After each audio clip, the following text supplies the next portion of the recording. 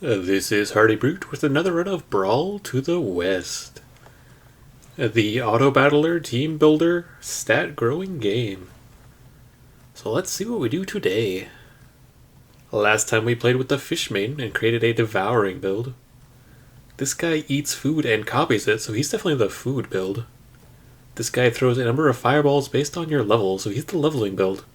And the Tea Fairy, I believe, is the money build, and that's the build I want to try to do today. So what is his ability?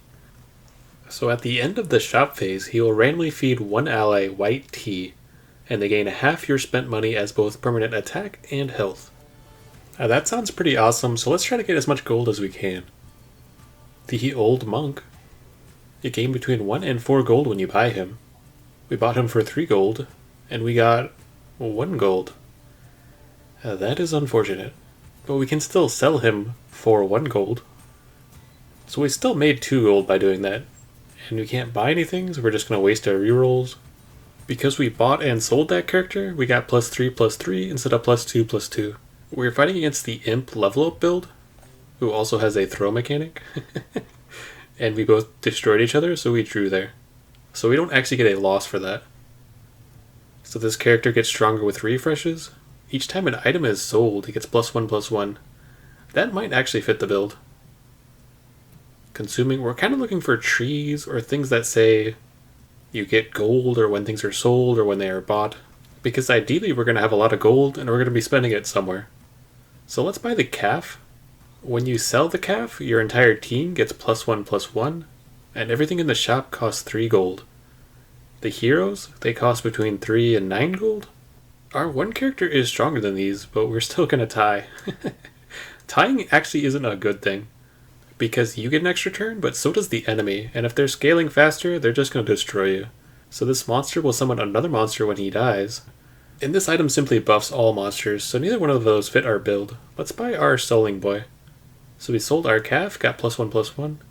And now every time we sell an item, which hopefully we can get a bunch of trees, a bunch of things to sell, our second ally will get +1/+1 every time we do that. So this is the rematch against the throwing guy that we tied against the first time. And we barely won because we had the second ally. Nice. And as we get more gold, we'll get more free stats at the end of the turn. Gain a Z heirloom, which basically says you get a free level 1 item, and she's part of the throwing build, which doesn't help us either. This is our first tree though. Trees produce fruit, and fruit can sometimes, there's a character that says you get +1 gold when you sell fruit, so hopefully we can get that character. The fortune dumpling. You get +1 health and +1 gold when it's consumed, so that works really good for us.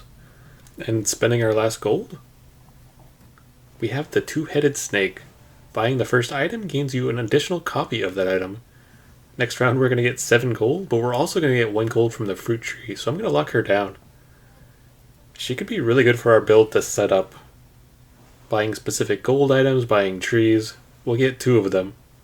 And it looks like our sell boy got the stats last time, since his stats are 6/6 now.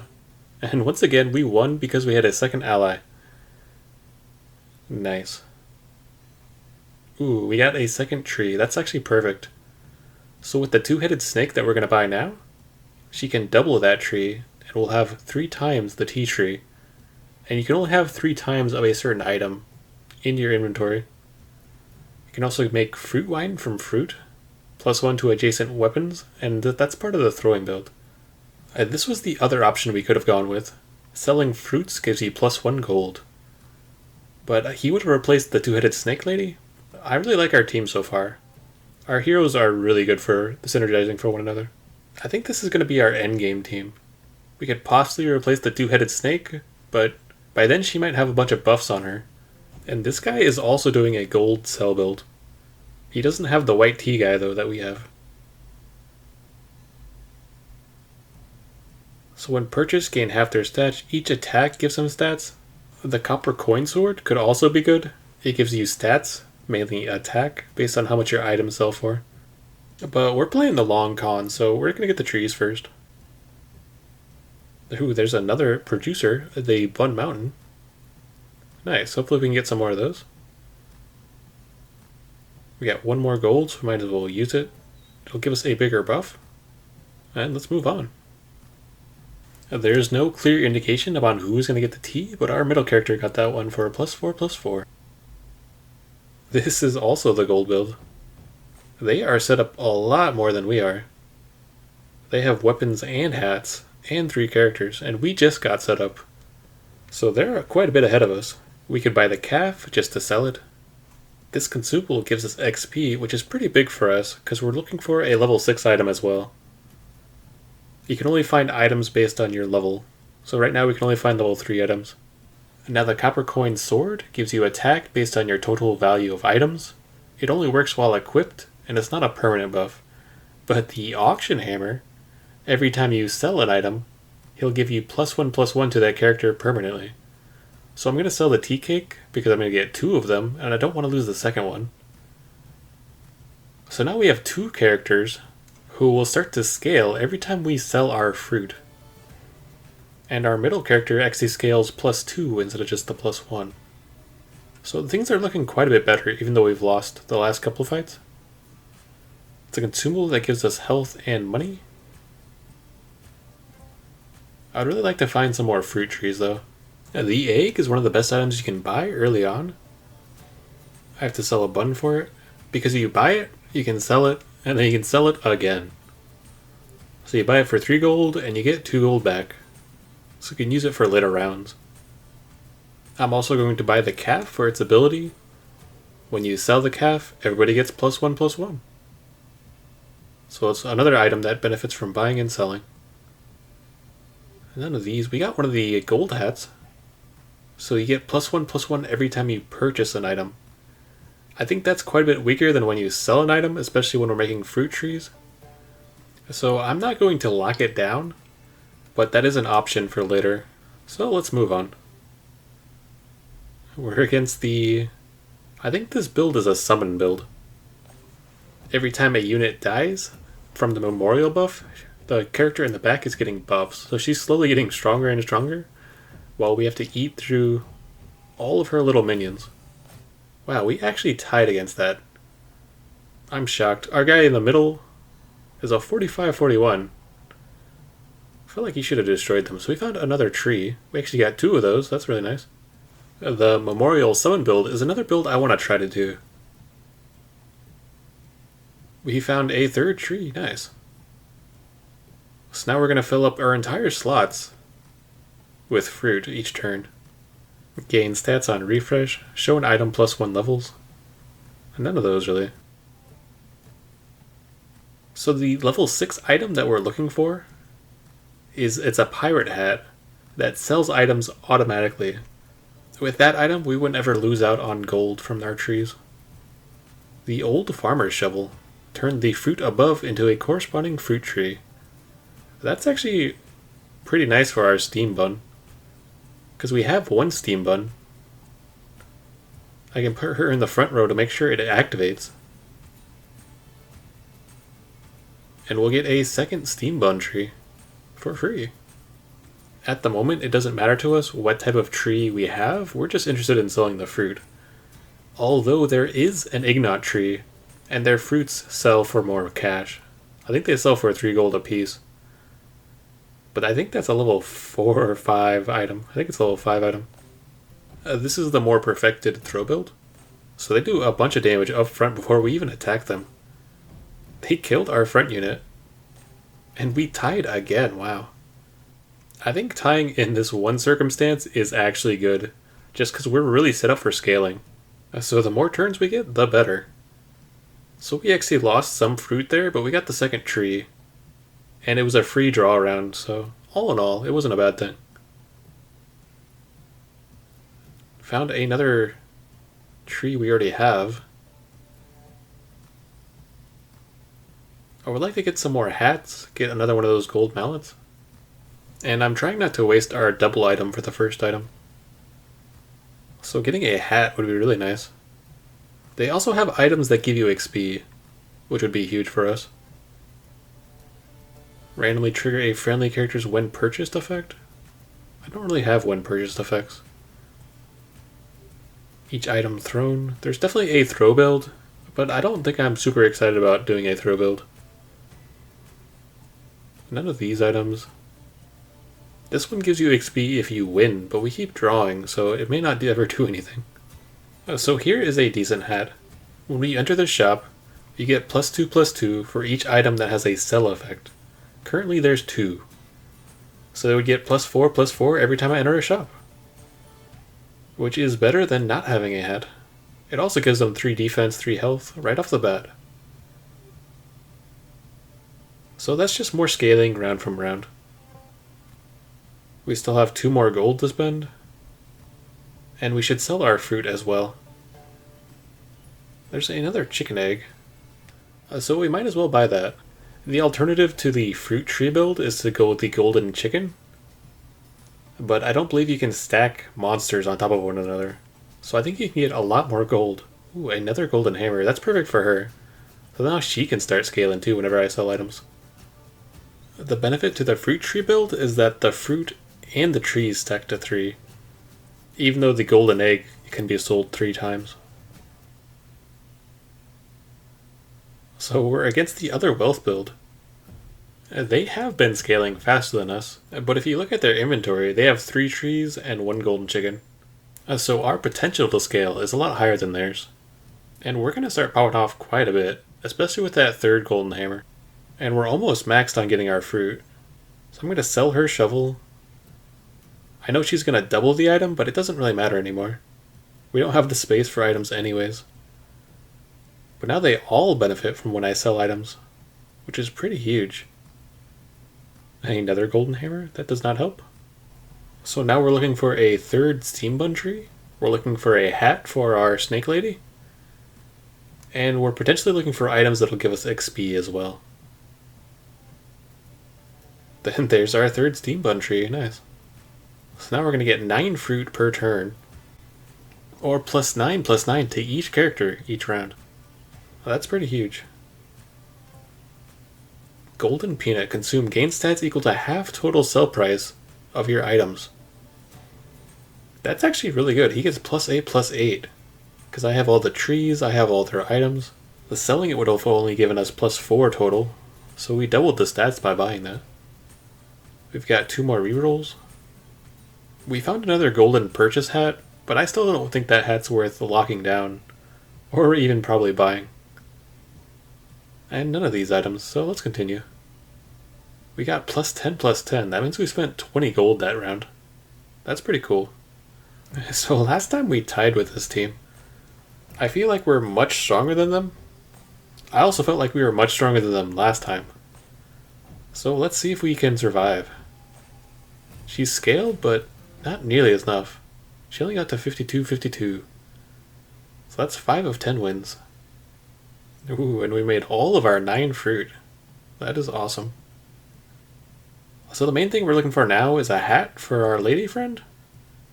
And I'm not going to buy the purchase hat. I can't do it. I feel like it's just a bad item. And I'd also like to find items that give you XP. So there's consumables, there's items that you sell that give you XP, and I think there's one monster that does it as well. There might be more than one monster. Each item sold, all your monsters gain attack and health. And it actually looks like a golden nest. That's a perfect item for the golden chicken. Because you're selling so much, and then you buff the chicken itself, and eventually you could probably summon that chicken. And he'd be decently big. He'd only be scaling, I don't know, 10 per round, 20 per round? He wouldn't be scaling a ton. Our pig was scaling a lot more than that. I think he scaled 100 one time. This one gives you gold when you consume it. And now that I think about it, I should have sold that. This is the item I thought it was, the table salt. So +1 health and +1 XP when you eat it.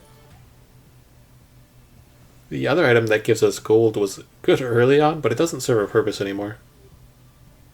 We have to wait for all the stat upgrades.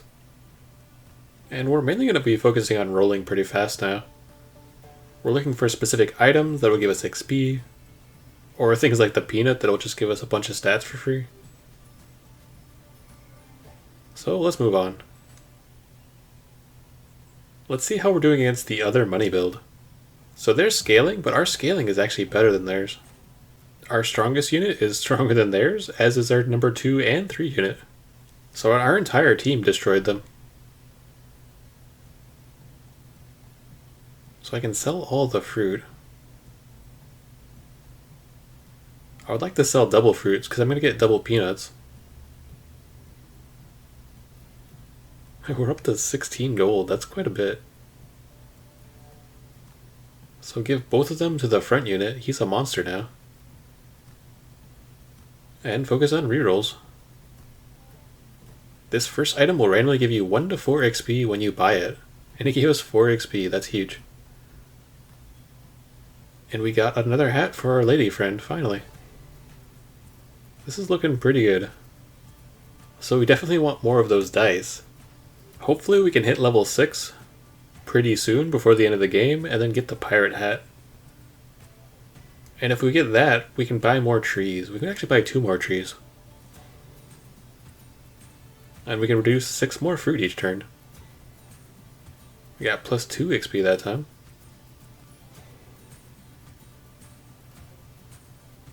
And there's a wealth scripture. When selling fruits, all characters get +1/+1. It upgrades every 3 fruits you buy.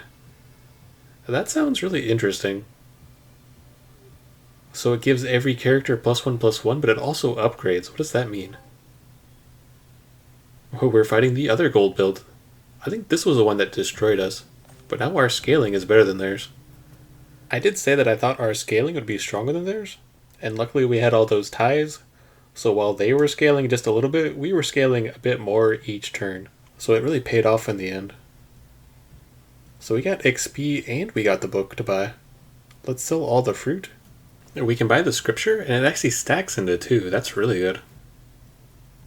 So now every time I sell fruit, they're also getting +1/+1. And their stats are going up an insane amount. Now they're getting +2/+2. So as the book upgrades, it goes from +1 to +2 to +3. That is crazy. We're still trying to hit level 6, especially since we have these books now, and we don't have enough space to produce all of our fruit. But our fruit selling is stronger now, so losing 3 fruit isn't that bad when it already doubles the effect of the fruit we do get. There's more XP. Ooh, and we hit the level cap, level 6, nice. So hopefully we can get the pirate hats now. They gain immunity from the first attack, that's sort of interesting. Preparation. Your preparation effects trigger twice. Okay. None of these. Memorial double attack and defense. Gain 1 mushroom. When falling next fight, retain 1 HP and revive. That's pretty strong. But I'm not really into consuming as much as selling. Let's see how we're doing against the gold build now. We're up to 250. And we destroyed his first 2 units. Nice. 8 of 10, so there's 2 more fights. Sadly, we lost 3 fruit, but the fruit we do have is going to be quite a bit stronger. Especially since we have 2 books. So it's doubling the doubling effect already. Preparation, summon monster above and a 1/1 copy of it.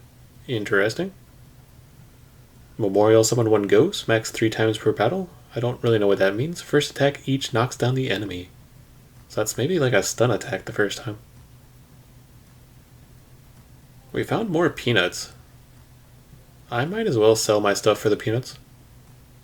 Now they're getting +3/+3.